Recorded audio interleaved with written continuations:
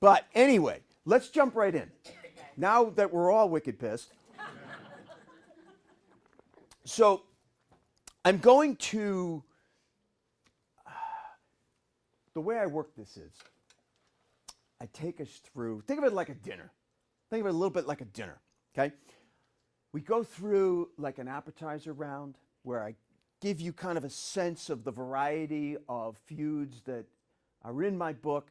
So it's kind of like, you know, some tasty little finger feuds to get you hungry for more.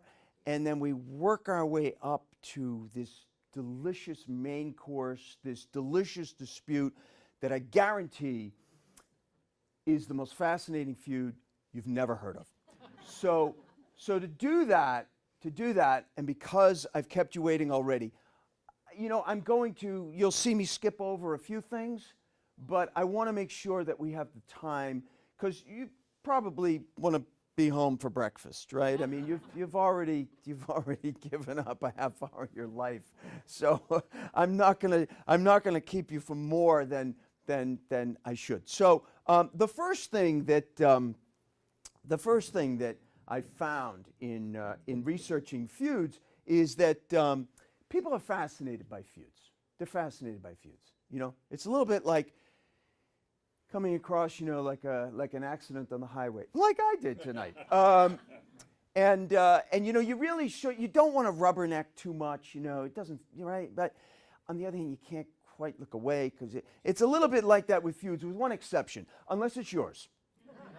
Unless it's yours, okay? If it's your feud, it gets a lot less interesting very quickly. Now, I do start right at the beginning, because, of course, don't forget, to have a feud, you needed more than one person, right? You couldn't have a feud until you had more than one person. So history's first really recorded feud is a family feud right at the beginning, right? So, yeah, Cain and Abel. And here's the thing about Cain and Abel that I've always felt is that I'm probably right in your way, too. I'm probably right. You can't. Yeah, I'm like, you're thinking right now he makes a lot better door than a window, right? Yeah. Do you want to move? You want me to move? I'm sorry. Oh, my God. All right.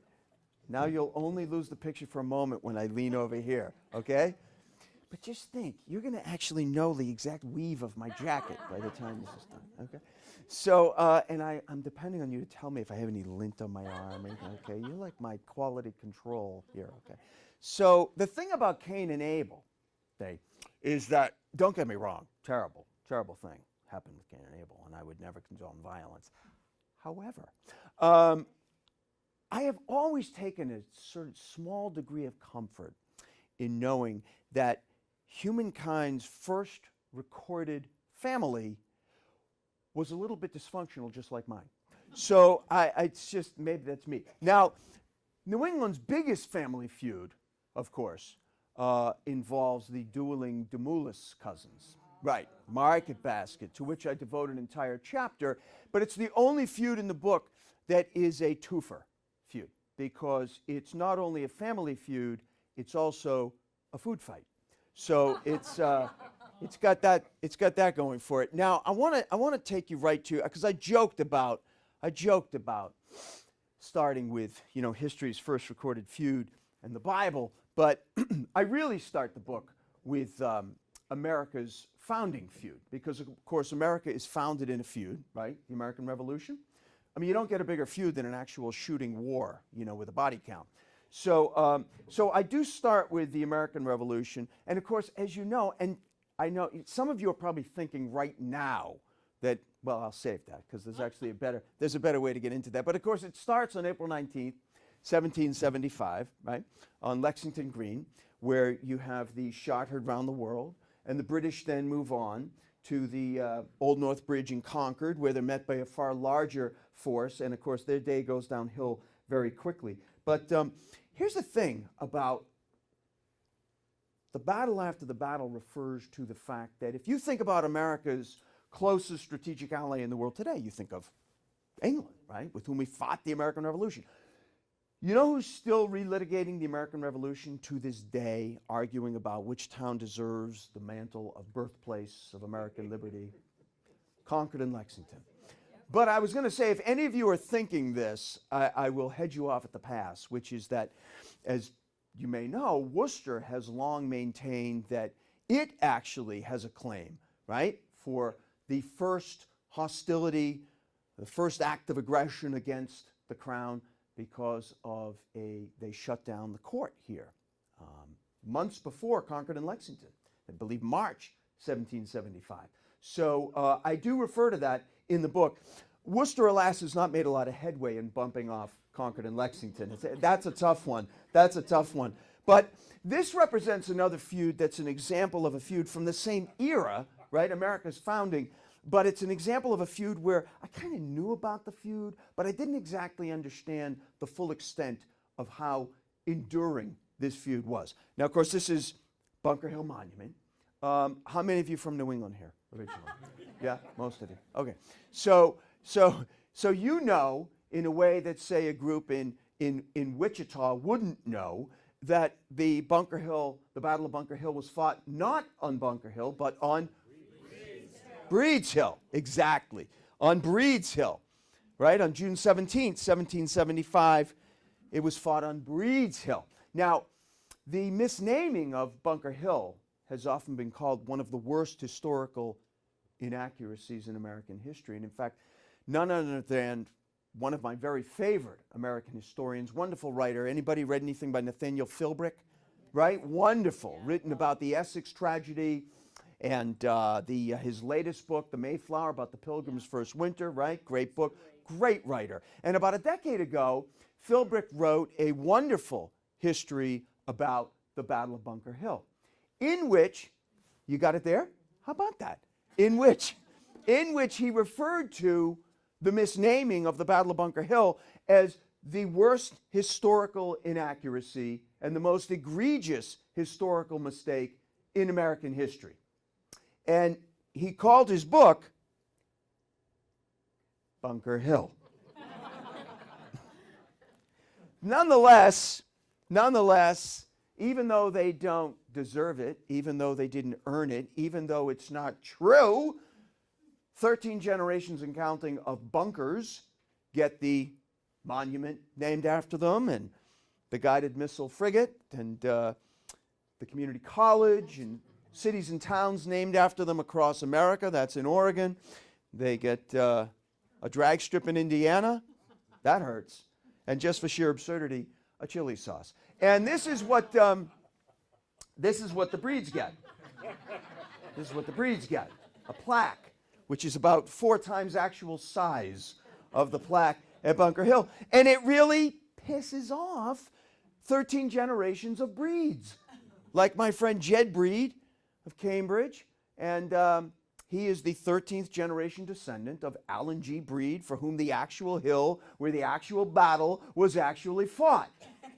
And Alan tells me that Jed tells me that he still feels honor bound. If he hears somebody referring to the Battle of Bunker Hill, he still feels honor bound to correct them, even if he hears this implied. I've told him he's lucky to still have all his front teeth. But I only include one sports rivalry in the book. I only include one. But it's the only one that kind of doesn't need any big introduction. It has its own shorthand, right? If you say the rivalry, everybody knows you're talking about Red Sox, Yankees, right? It starts with the most famous Red Sox of all time, who becomes the most famous Yankee of all time, and it goes on through the decades with Williams and DiMaggio in the 40s and into the 70s and 80s with Fisk and Munson, and it leads, of course, to the creation of the Munson-Nixon line, which, as you may know, forms the putative boundary between Red Sox Nation to the north and the evil empire to the south. And it runs right through Hartford, Connecticut, which is perfect because that's where we're going to jump into our main course, the featured feud. So, if you think First Flight, what comes to mind? Kitty Hawk, right? Wright brothers? Sure, I buy that. Kitty Hawk. Kill Devil Hill, Kitty Hawk, North Carolina, December 17th, 1903, early morning, mid-morning. Orville Wright at the controls of the Wright Flyer, lifts off a sand dune, his brother Wilbur running alongside, and we have first flight. Right? Maybe. What if I told you, these are Wilbur and Orville, of course, 6 years afterward, on the porch of their home in Dayton, Ohio, celebrated worldwide now as the inventors of the airplane and the pioneers of first flight. What if I told you that this strange contraption rose into the skies above Bridgeport, Connecticut, a full 2 years before the Wright brothers, and that this man at the controls actually achieved first flight first? His name is Gustav Whitehead, born Gustav Weisskopf in Leutershausen, Germany, Bavaria. He was known even as a boy as the bird, obsessed with flying. Now, being obsessed with flying in the last years of the 19th century does not mean, of course, being obsessed with airplanes, because, of course, airplanes didn't exist yet. But it does mean being obsessed with ever more complicated gliders, weather balloons, kites, big enough to lift a person off the ground. And by 1901, he had moved to Bridgeport, Connecticut after emigrating to the United States. In fact, his first job was to the east of here, but in Massachusetts. First job was in Milton, Massachusetts, at the Blue Hills Weather Observatory, designing weather balloons. By 1901, he was in Bridgeport, Connecticut, and he was at work on his 21st flying machine. 21st. Number 20 cracked up when it flew into the third story of a building in Pittsburgh, Pennsylvania. The third story. So, by the summer of 1901, Whitehead and his crew, and I use the word crew kind of loosely, none of these guys were sort of aviation or aeronautic engineers, except Whitehead. Whitehead was trained in, he was trained in engineering. He built his own engine, so he knew what he was doing. The other guys were very excited to be part of this. This was, you got to think, this was a period where anybody involved in the race to be first in flight, this was incredibly exciting. I mean, it would have been akin to like helping Goddard, work with rockets. It was understood that this was the wave of the future, and to be part of that must have been incredibly exciting. So this also, what I've just said, goes to one of the reasons why you may be wondering why you've never heard of Whitehead if you haven't, and why you've never seen this photograph if you haven't, none of which I had seen or knew about until really only about 2.5 years ago, when I started working on my book. And call me crazy, I prefer to look at it that if I've never heard of something, no one else in the world has either. I'm so often reminded that's not true, mostly by my kids. But so two thoughts about why that is. One has to do with what I just said. It's how we think about the period leading up to first flight and how we learn about how that happened. Because I think if we were to think about learning about the Wright brothers when we're in grade school, right? I think that there is a general tendency to learn it as, these two somewhat peculiar brothers, bicycle builders in Dayton, Ohio, obsessed with creating an airplane and flying.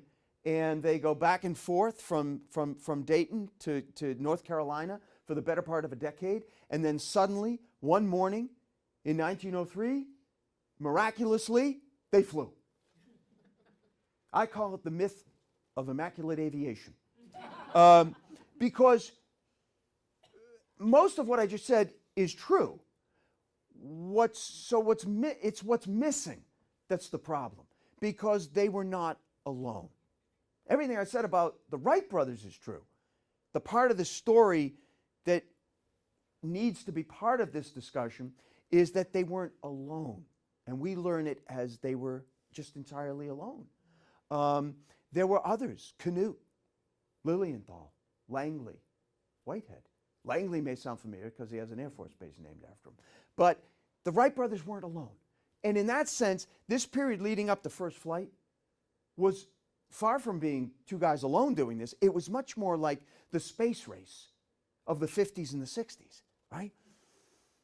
The U.S. wasn't alone. The U.S. didn't win. So the period of time, the context of this period of time is really important to understand. It's for why we don't know more about Whitehead. The other thing is that history records the winners. In any landmark achievement, event, invention, history records the winners. Not the first draft of history necessarily, as we'll see in a moment. That records exactly what was happening at the time. But that draft is lost. As time goes on, we really just know the winner.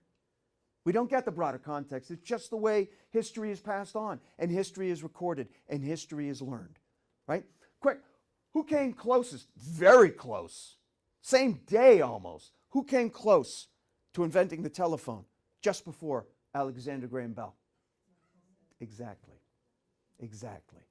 So the point is that contemporaries of Whitehead did know about him. You know, journalism has often been called the first draft of history. You're looking at the first draft. His contemporaries knew all about him. Contemporary media in 1901, 1900 was absolutely obsessed with the race to achieve flight. So anybody that was working on it was going to be covered. And Whitehead was. So his contemporaries knew all about him. Feature stories. Front page of American Inventor, 1901, Gustav Whitehead. Now, the American Inventor was the popular mechanics of its day. Huge distribution. Whitehead on the cover.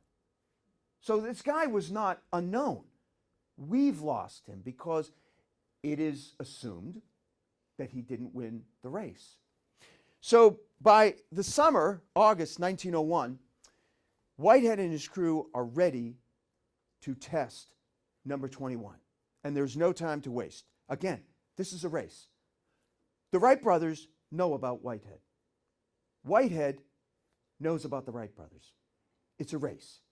So why do they feel like they're all ready and there's no time to waste?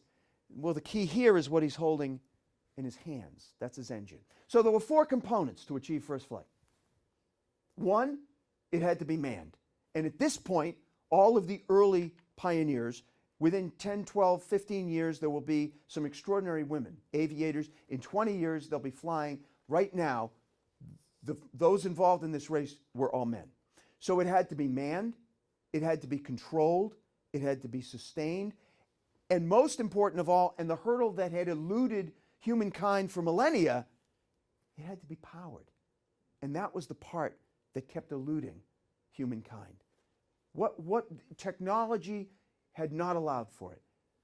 By 1900, it was happening. The bend of technology was just beginning to bend toward the possibility of having what you needed to achieve first flight. But the problem was the power source. People had tried everything. Sam Langley tried steam, water. Water's heavy. It was never going to happen. It didn't. Twice, his plane, whoop, right into the Potomac. Water's heavy. You needed something light. You needed something light. Whitehead thought he'd settled on something. The chemical acetylene. Extremely lightweight. Burns with, almost like magnesium, burns with a very intense, powerful power for just a short period of time. It flames out. Perfect for a short flight. And he was able to do something the Wright brothers weren't able to do. The Wright brothers were bicycle builders. Make no mistake, the Wright Flyer is a genius of lightweight metal frame assembly. Genius. They didn't know a thing about building an engine. They had to outsource that. Whitehead made it himself. He was an engine builder. So he made his own engine, an ingenious two-stroke engine filled with acetylene, and they were ready to try this. So by August 1901, it's been very hot. It's been a heat wave in Bridgeport, temperatures in the 90s. They have spent about 2 or 3 days rolling out a short section of a dirt road, long flat dirt road, just over the Bridgeport line in Fairfield, and they're going to use it as a crewed runway. Because, by the way, the Wright brothers used gravity to get into the air, right? At Kitty Hawk, they ran a steep metal track down Kill Devil Hill to achieve critical liftoff. Later, back in Ohio, they even used a catapult contraption to get the plane into the air. Whitehead, although you can't see it, there are two wheels under number 21. He will taxi and achieve critical liftoff just like a 747 does today. So it's a hot August morning. It's dark. Remember, it's dark. This is a choice they've made. It turns out to be among the more fateful choices in history. So it's dark. It's about 5 a.m. The sun doesn't rise till 5:30. They have fueled up for about 20 minutes. One of those gentlemen, the guy with the hat, you may recall, in the crew, someone suggested that he put his cigarette out. Probably a good thing. Number 21 would have gone up like a Christmas tree. Acetylene is highly flammable, doesn't begin. So they have fueled up, they power up, they remove a couple of chocks, boulders that are acting as kind of crude chocks in front of the wheels. Whitehead taxis for about 75 feet, and he's airborne. He flies over a short stretch of Long Island Sound. He approaches the city of Bridgeport from the northeast at a height of about 50 feet. This is an artist's rendering of what number 21 might have looked like as it cleared the Sound and approached Bridgeport. He flew for just under half an hour. So the question is, did he do it? Well, if he did it, this is how the numbers would compare. The Wright brothers flew for about 12-15 seconds, about 120 feet, at the height of, give or take, a NBA center today. Whitehead flew for just under half an hour, about half a mile, at a height of about 50 feet. In other words, he was above most of the five-story buildings at that time in Bridgeport. So, again, how come you've never seen this photograph? How come you've never heard of Gustav Whitehead? Here, I will offer a clue based on what his engine is now in front of him on the grass, and I think the clue is what he's holding in his arms. He's holding his just about year-old daughter, Rose, his first child. He has started a family. Gustav Whitehead was a poor German immigrant. He spoke almost no English.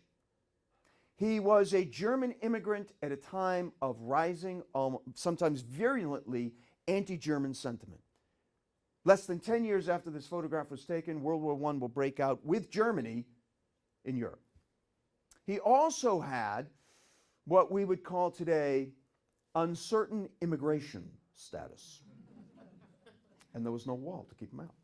So, so the only thing that Whitehead feared more than losing out on the glory that would be creating first flight was being deported.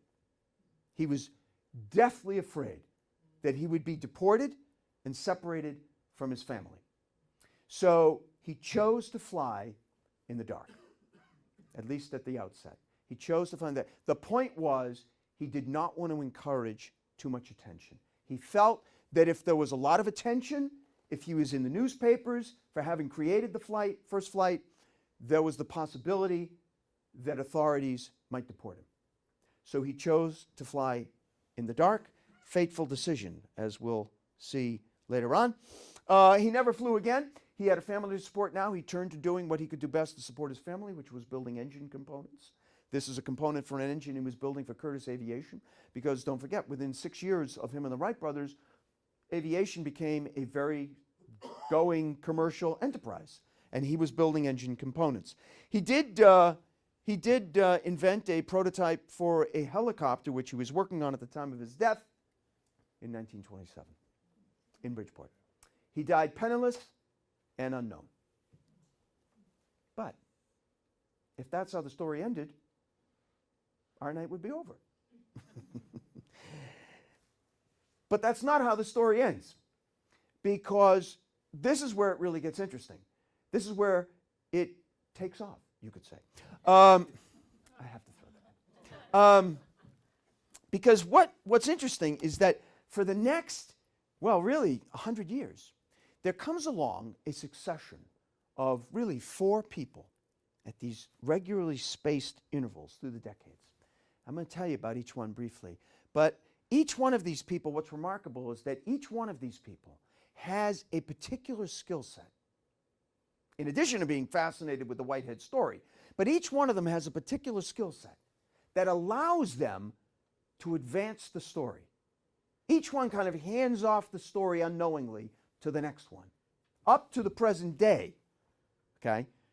Up to the present day, where the cumulative effect of these 4 people is that, well, as of 3 years ago, we now have one state in America that no longer recognizes the Wright brothers as first in flight. Officially, that state no longer recognizes the Wright brothers as first in flight. So when I tell you that they've advanced the story, they have advanced this story.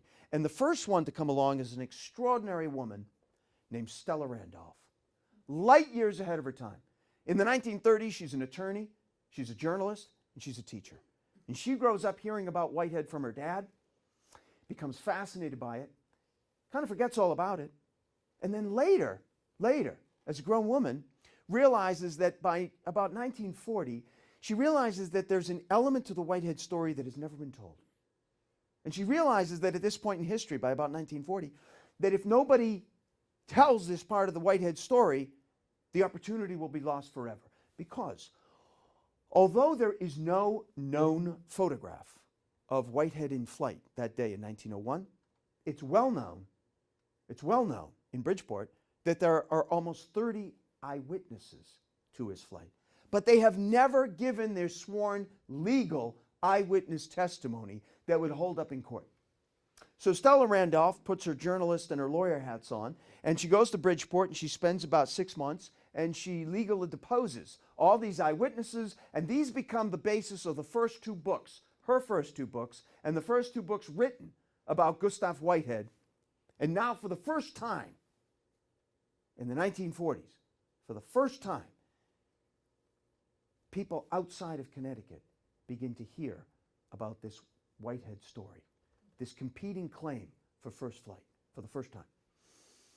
And Connecticut, by the mid-1940s, you can understand, is now getting queries almost daily from journalists, aviation historians, researchers, people in Germany. They want to know, what?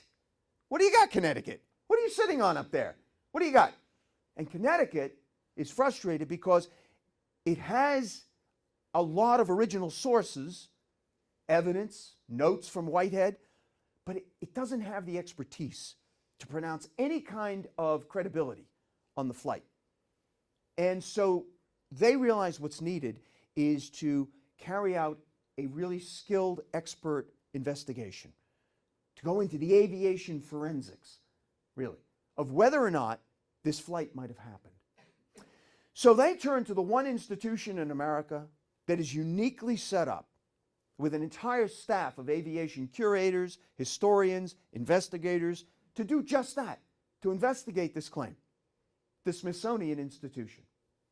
And in the late 1940s, after about 3 repeated requests from Connecticut, by the late 1940s, the Smithsonian gives its answer, and it's a short one.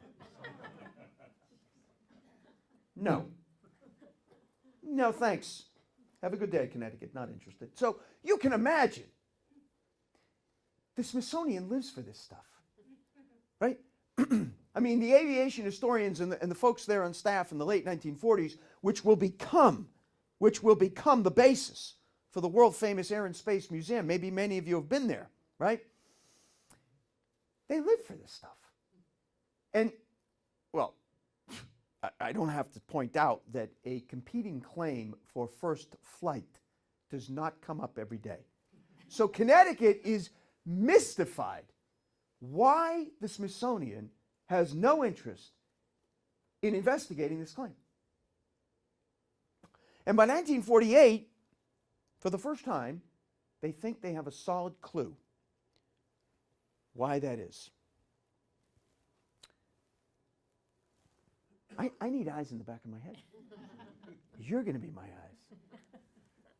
These poor ladies have been deputized enough. The clue, 1948. Look who's back in the picture. History's most famous airplane, the Wright Flyer.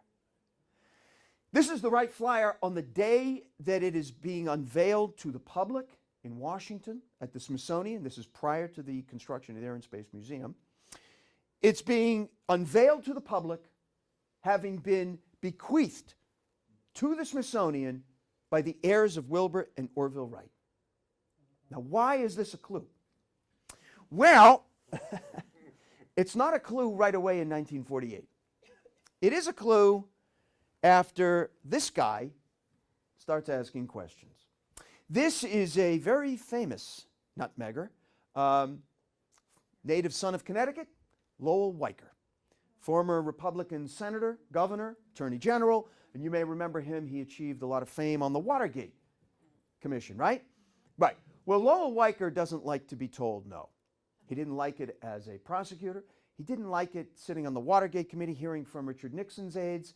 And he doesn't like it when the Smithsonian, as a publicly supported institution, is telling a state that we will not help you. His answer has been, like, what? But throughout the 60s and the 70s, Lowell Weicker keeps hearing a rumor. And he starts to feel like, damn it, I'm going to get to the bottom of this. Here's the rumor. The rumor is that there's something fishy, Mr. Weicker. There's something fishy about the agreement that the Smithsonian entered into with the Wright family. What's fishy? What's fishy, he's told, is that you might want to check out, if you can get your hands on that thing, you might want to check out the last clause of the agreement. What's in the last clause? The last clause, he is told, is, well, it goes like this. Most of the agreement is kind of boilerplate. It has to do with, requirements and conditions of the gift and period of duration of the gift and maintenance and security. Then there's the final clause. The final clause, it's alleged at this time to say that in taking possession of the Wright Flyer, the Smithsonian may never recognize anyone but the Wright brothers as being first in flight. If it does, the Wright family can take back the Wright Flyer. Well, Lowell Weicker, in an incredible quirk of timing, takes advantage, becomes really the first public official to take advantage of what is at that time a relatively new piece of legislation in the late 80s, the Freedom of Information Act. And because the Smithsonian is a taxpayer-supported institution, he is able to use the FOIA to pry loose the agreement that the Smithsonian made with the Wright family. And lo and behold, there's the clause. It becomes known as the secret agreement. And it allows for the second person, after Stella Randolph, right here, to become involved in how they deal with this secret agreement. His name is Major Bill O'Dwyer. He is a decorated former Air Force pilot. He becomes interested in the Whitehead story from a standpoint of whether or not number 21 could have been airworthy. Because his feeling is, you know what, we keep going back and forth with the Smithsonian. If we could determine on our own, let's not worry about figuring out all the evidence. Let's just see if there's some way we could fly number 21 again. Then we could determine if it's airworthy. Because his feeling was, you know what, if this thing doesn't seem airworthy, then let's drop it. If it is airworthy, we should keep fighting to get this further investigated. So he teams up and collaborates with Stella Randolph on what becomes her last book, History by Contract. Which comes out in 1978 and lays out as its premise that the reason that the public does not know about a perfectly credible claim for first flight is because the Smithsonian has a conflict of interest. It will not investigate any competing claims, even if a photograph is delivered to them tomorrow that shows somebody flying before the Wright brothers, because its most famous prized possession, because mind you, by now, the Air and Space Museum is a reality. And the Wright Flyer is the centerpiece of the Air and Space Museum, the single most visited exhibit in Washington, D.C. So, History by Contract comes out, but here's what doesn't change. The Smithsonian, their response. However, by the time that book comes out, the Smithsonian is forced, for the very first time, to comment on this agreement. So they do. It was not a secret. It was not a secret. Here's the problem.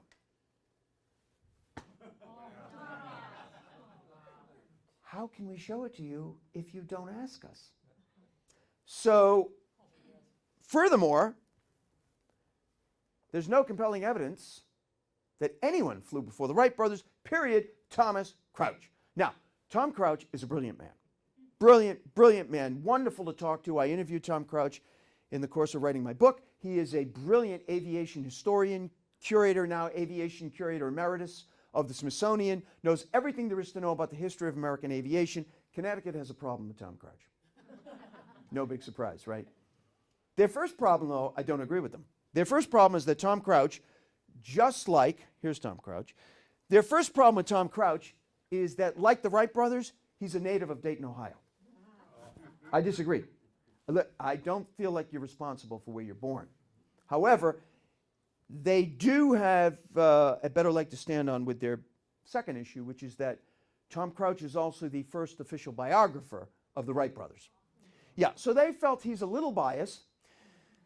Nonetheless, by 1980, which is where we're at now, by 1980, their answer to Connecticut, every time they're asked to investigate this, and believe me, this now becomes a rite of passage for every incoming governor in Connecticut. No, I'm not kidding. It becomes like they don't expect to have it investigated, but they have to do it. So by this point, was it El Grasso? That's the first official act you do. As soon as you're inaugurated, you go to your office, you fill out the request for the Smithsonian to investigate the Whitehead claim, and then a week later you get a letter back that says no.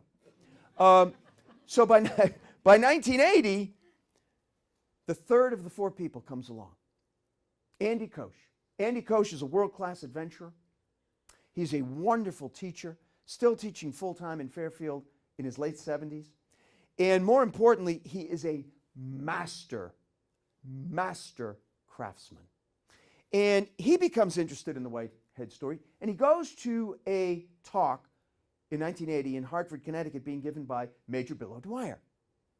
He knows that O'Dwyer's interest in the Whitehead story is from a standpoint of whether or not number 21 could be airworthy, right? So he goes up to him afterward and he says, Major, I know that you have said for 25 years, if we could only test a replica and find out if number 21 could have been airworthy. And he says, that's right. And he says, well, I'm here to tell you that that's going to get built. And he says, really? Who's building it? And he says, I am. And he does. So first, that looks a little small to fly. So let me explain. So first, he builds a 3/8 replica. A 3/8 replica of number 21. This is his plan. He convenes a panel of aviation experts and engineers. 15 people. This is the head of Sikorsky Aviation. So these people know a thing or two about aerodynamics. And his point is, I'm not going to simply build a full-scale replica unless I am told that I am on the right path. And they tell him that we think you are very much on the right path. And so he goes ahead and builds a full-scale replica. When I tell you that this is a painstakingly authentic replica, I mean to its smallest thread. And by that, I mean literally.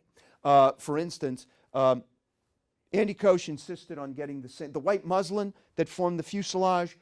Andy Koch insisted on getting it from the same village outside Madras, India that Gustav Whitehead did. There is nothing on his replica, nothing, including the thread, nothing, not the tiniest nut or bolt, nothing that was not commercially available in 1901. When I talked to Andy Koch, I knew all this. I read about his flight that he was to make. And I said to him, you know, I know that no one has ever quibbled, not the most learned aviation expert. No one has ever quibbled with how authentic your replica was of number 21. But I said, what about some of the intangibles? What about some of the things that aren't known, that will never be known? For instance, wind conditions, the day that Whitehead flew. Crucial to investigating anything having to do with a flight of an airplane. We'll never know. Headwinds, tailwinds, crosswinds, things that would have affected the aerodynamics of the plane. We'll never know. And he said, Andy Koch said, look, all I can tell you is this. When we flew, he said, we had powered up, and he said, we started to roll on the dirt runway. They had covered a section of runway in Bridgeport with dirt to approximate the dirt road. And he said, we started to roll, and I reached for the tiller, because, by the way, there was a tiller. Now, does this look strangely like a hybrid boat and a plane? Right. So part of that is by Whitehead's ingenious design, because remember we talked about controllability? Control was one of the elements, 4 elements that you needed for first flight, right? The Wright Flyer was technically controllable, not in the way number 21 was. The tiller, through cables, ran to a mast. The mast had 15 guy wires that went out to sections of the wing. Those sections of the wing were essentially the forerunner of ailerons, wing flaps. Number 21 was controllable in every dimension in space. So he reached for the tiller, Andy Koch said, and as he reached for the tiller, he said his watch came off. And the watch was not an ordinary watch. It had an altimeter on it, which was crucial to knowing whether or not he reached 50 feet. So he said, I started looking around on the bottom of the fuselage for the watch, and he said, then I realized that the only thing worse than not having the watch would be this whole thing breaking up on the infield of the runway. So I brought myself into my upright position, and I was already 35 feet off the ground.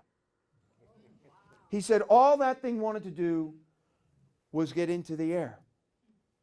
And it did. With the same amount of acetylene, with the exact same amount of acetylene, Andy Koch realized after 30 minutes that he still had plenty of fuel, and so he flew for almost an hour with the same amount, which may suggest that Whitehead was dealing with, say, headwinds or crosswinds, something that was impeding him.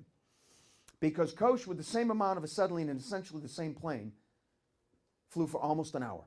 He flew for almost an hour at a height of 50 feet. He landed back in Bridgeport to a hero's welcome. And now, in 1987, the Whitehead story goes national in a way that it never has before. 60 Minutes does the first of 2 stories, wondering whether the Wrights were wrong. And along comes the 4th and final person to advance the Whitehead story to the present day, John Brown. John Brown is the most important person in the whole Whitehead saga. He is, growing up, he never heard of Whitehead. But then most of us didn't either. But most of us had heard of Connecticut. I don't know whether John Brown ever did, but he has a good excuse. He grew up in Melbourne, Australia. He is an aviation historian, aviation investigator. He's a detective. He has a photographic memory. And in 2000, in what can only be described as a stunning twist of irony, John Brown is hired to produce a series of television specials in the United States on the history of American aviation. He's hired by the Smithsonian. You understand that he will be learning about Gustav Whitehead. You see where this is going? It's going there. So he is fascinated with the history of American aviation, but everything in American aviation, everything that he researches, everything that he learns, there's one nugget that fascinates him above all: Gustav Whitehead.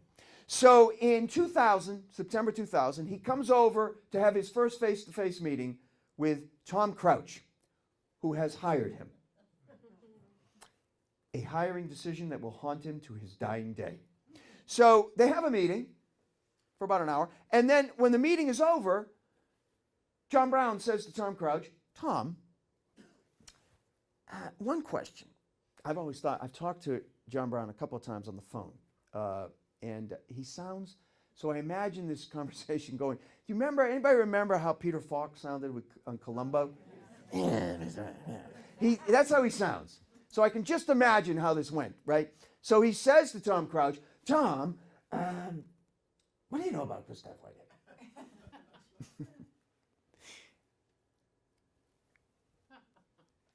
And he says, "You know he didn't fly, right?" John Brown is a detective. To his detective ear, he's just heard what a detective calls a tell.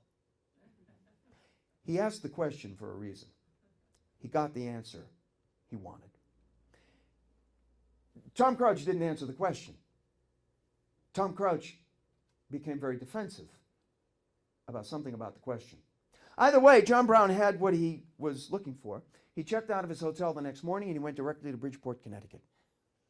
It took him less than 48 hours to find something that Connecticut had despaired no longer existed.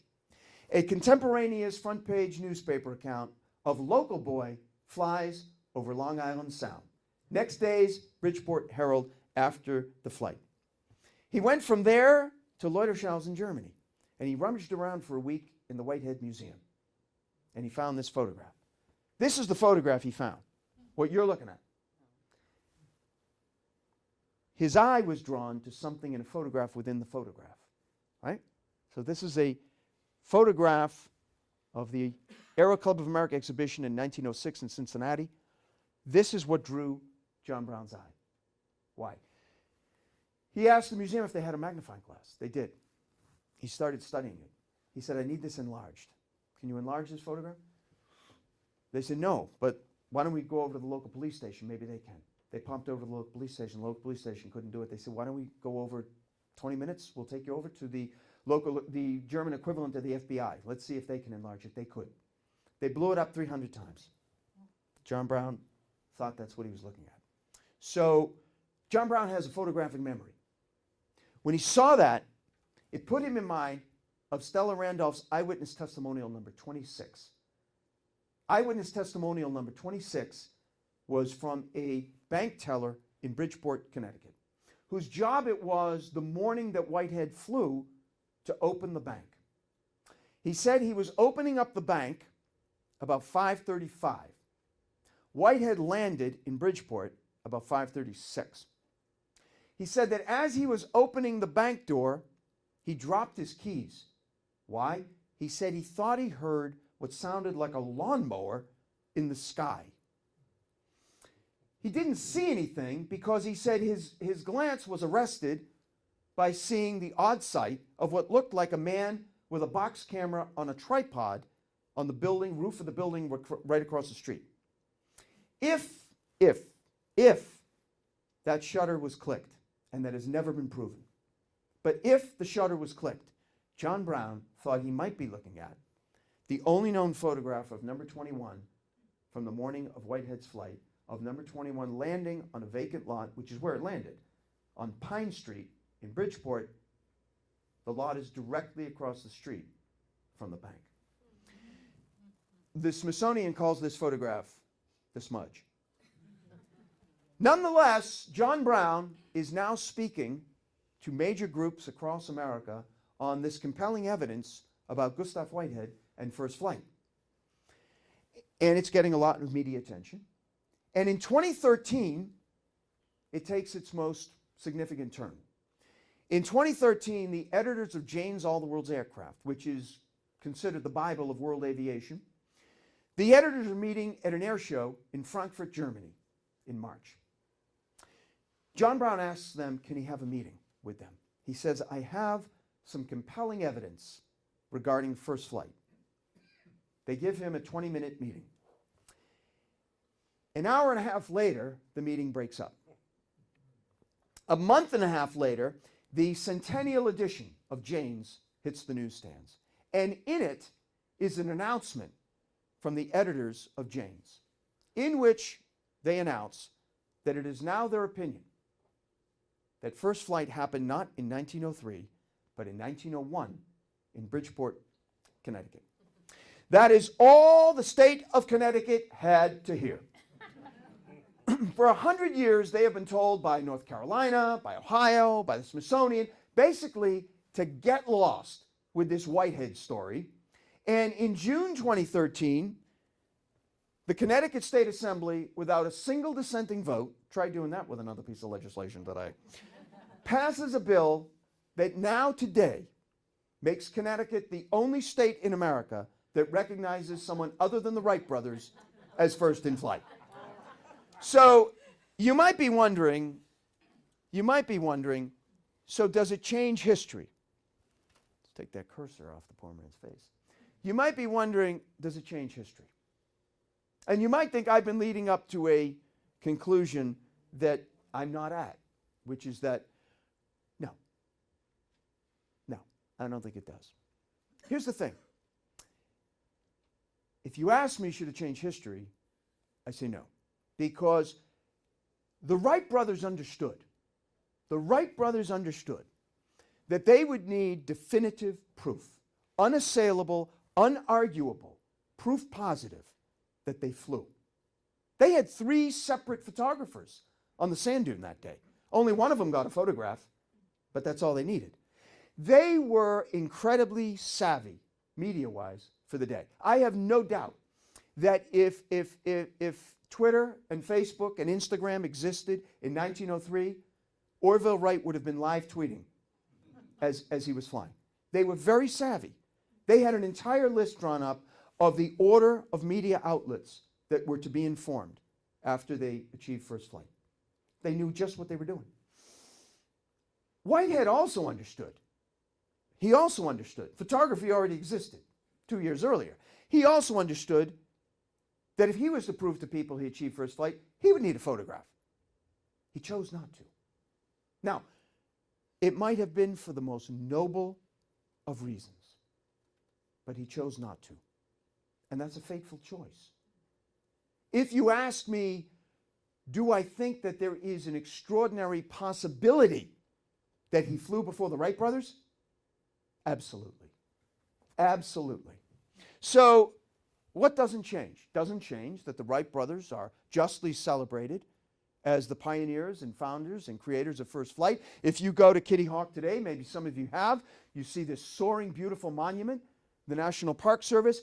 If you go to Bridgeport, Connecticut today, and you want to see the Whitehead, somewhat less than soaring monument, all I can tell you is if you want to see the Whitehead monument and you reach this intersection, pray for a red light. It goes by very quickly. It took Connecticut another year and a half just to get the money together to inscribe the marble at the bottom. But here's the thing. As I wrap up this talk now and the chapter about Whitehead in the book, there is one spot on God's green earth that this story isn't new to them. They've known about it for 100 years. 3 generations now have grown up in Bridgeport, Connecticut. They don't think somebody flew before the Wright brothers. They don't need to be persuaded. They don't have a feeling. They're not waiting for validation. They know. They know, like the sky is blue and the grass is green, that on a hot, humid August morning in 1901, a poor German immigrant living the American dream lifted into the sky and achieved first flight period. There is, however, something on which everybody in Connecticut agrees, and you might see over the next year and a half when a documentary is going to come out and so forth, that this bumper sticker will probably become more commonplace. Everybody in Connecticut basically agrees now that at the very least, North Carolina, you should tweak your license plate. Come on. I mean, come on. This is the least you can do. And that is wicked pissed. So thank you very much. Thank you. Thank you. So if anybody has a question or two, I would be happy not to answer it. No. If anybody has a question or two, it doesn't have to be about First Flight. We've just wasted an hour. I won't say wasted, but we spent an hour of our life tonight talking about First Flight. And you already spent, 20 minutes before that waiting for me. So it doesn't have to be about First Flight. It could be about anything. It could be about other feuds. It could be about anything in New England. It could be about what I saw while I was waiting in traffic tonight. Some interesting things. You see interesting things when people are frustrated. You really do. You really do. Anybody? Any questions? Any questions at all? Yes. Well, I'll tell you what. Hold on 1 second. Because this woman has looked at my back a lot tonight, so I feel I have to give her the first question. Yes. Family, does Whitehead have any family left? His daughter? Nothing. No living descendants. No living descendants. Not since late 1950s. Unfortunately, sad. His daughter Rose died in I think 1952. She was very helpful to Stella Randolph. Stella Randolph couldn't have written her book, and the eyewitnesses could never have been found without Whitehead's daughter Rose assisting her. But there are no living descendants. Yeah. Yeah. Anyone else? Yes, you had a question. So what about the engine? Was the engine similar that the Wright brothers used? No. No, the Wright brothers used a different engine. I can't think of the gentleman's name now. I said outsourced. It wasn't like they put an ad in the paper and looking for an engine builder. They actually had an assistant who was the person who actually kept the bicycle business going when they made their frequent trips to Kitty Hawk. He designed and made the engine using components, basically, except for the fuel, that were available in the bicycle shop. But it's very different. If you look at it, if you look at Google and look at a picture of the Wright Flyer, there were a propeller on each side of, it was a biplane, right? Number 21 was a monoplane, like planes are today. But it was different. It's different. It's very long. It was more, what's the word I'm looking for? It was self-contained. The interesting thing about Whitehead's engine is that it forced the fuel, you might have seen it, forced it through these pipes. It looks like a series of pipes. So it's a very unusual looking engine, but it did the trick, many think. Anyone else? Anyone else? Yes, ma'am. So you were saying, given the time period, photography was available, Mm-hmm. and he needed a photograph to prove that he was in flight. Mm-hmm. He had eyewitnesses; they were legally deposed. Right. Why isn't that enough? Why is that not history? Well, I'm not a lawyer. I know that eyewitness testimony goes only so far, and in this case, not far enough. I mean, it has never been, it never will be accepted that these eyewitnesses. You know what doesn't help his cause too is that I can't remember the exact number, 3, maybe 5 of those eyewitnesses, for various reasons which have never been entirely clear, they basically took back their testimony. And the Smithsonian, you can imagine, has long pointed to that as a sign that these weren't credible to begin with. But it's a good question, but it's never been accepted that that would be enough. That would be enough. Yeah, it's an interesting, it's interesting. I have the world of respect to the Smithsonian. It's one of my favorite places in the world. People have speculated on why this clause exists. I don't want to get into all the details. I interviewed Tom Crouch for almost half an hour, and I kept asking him, why is that clause written that way? And there's just no good answer. It's one of those things where there's no good answer because it's very odd, you know? It's very odd. I've grilled him again and again, you know, in subsequent emails, you know. I've learned new things about Whitehead, and you go back to it, and it's always, if we, meaning the Smithsonian, if we were faced with what we felt was, you know, compelling evidence enough, then we would be glad. We would be dishonest to say otherwise, that we would relook at how we look at First Flight. But their feeling is that they have just never been faced with that kind of compelling evidence, including Whitehead. That's hard for some people to swallow, but that's what they say, and they're sticking to it. Why was that clause put in there? Did somebody actually know about this and therefore put it in so the So that's a good question. Why is the clause in there to begin with? You know, I considered writing a book just about Whitehead. And the more I talk about him, the more I think that at some point I will. Because the more interesting story, really, is that there's another rumor that's never been proved. But there has long been a rumor in Bridgeport that the Wright brothers visited Whitehead. That they visited him. Never been proved. Never been proved. But there is a long-time rumor. Because it is understood, and it's never been argued, the Smithsonian won't argue, that the Wright brothers knew about Gustav Whitehead. And Whitehead certainly knew about the Wright brothers. A lot of, I mean, the going back and forth to Kitty Hawk was in the papers. So they did know. If the Wright brothers actually visited his workshop in Bridgeport, that opens up an entire other, that opens up a whole other can of worms. Because that's the question. That's the question. Why would that clause have been in there if somebody didn't think that someone else might have achieved first flight? It's a great question. I don't know that we'll ever get an answer. Anyone else? Anyone else? So listen, I've kept you here long enough. I do want you to stay long enough to buy a book, though. Thank you very much. Thank you very much. And again, I apologize. I apologize for having kept you waiting. I feel badly about that.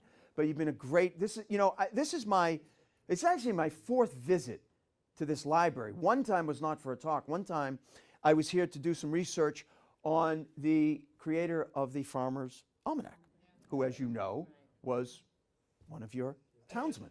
So, but this is my fourth time here. And I love this place. I love this place. And I have never once had anything but a fantastic group. How many of you were at one of my earlier talks? Oh, that's great. It's not enough, but that's great. That's great. So listen, we'll put the lights back on. I'm going to very quickly, normally I have this all set up so it's nice and tidy. Please forgive me, it's a little bit messier, but I'm going to get some books on the table. If you would like to get a, yes? Where is the replica of his plane, the one that they flew to? Oh, we're jumping back to the questions.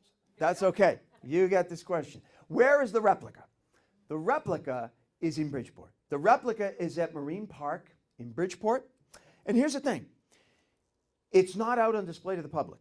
So there's two ways to see what number 21 looked like.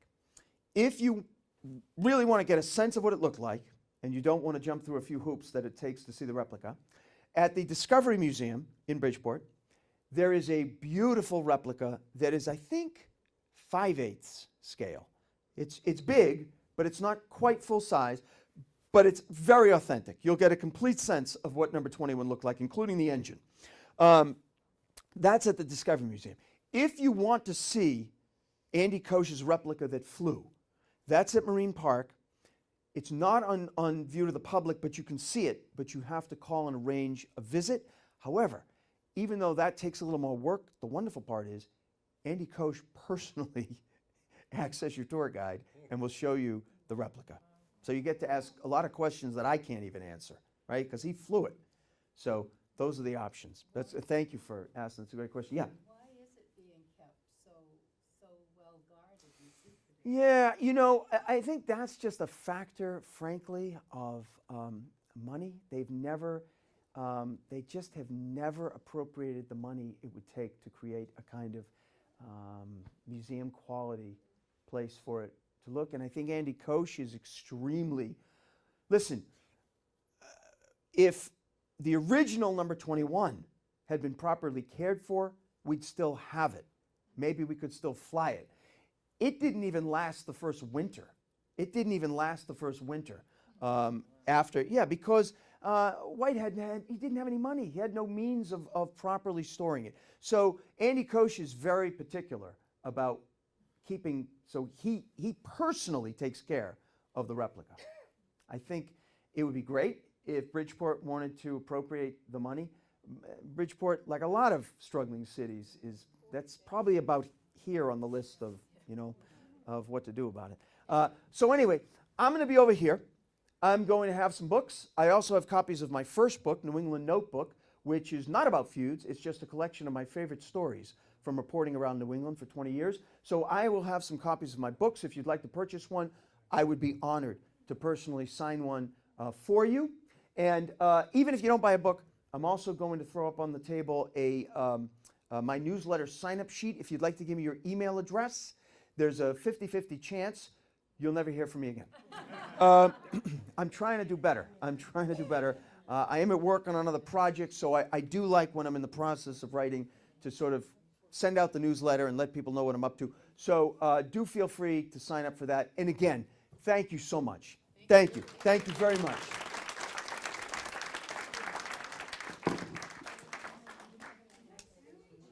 All right, let's do this.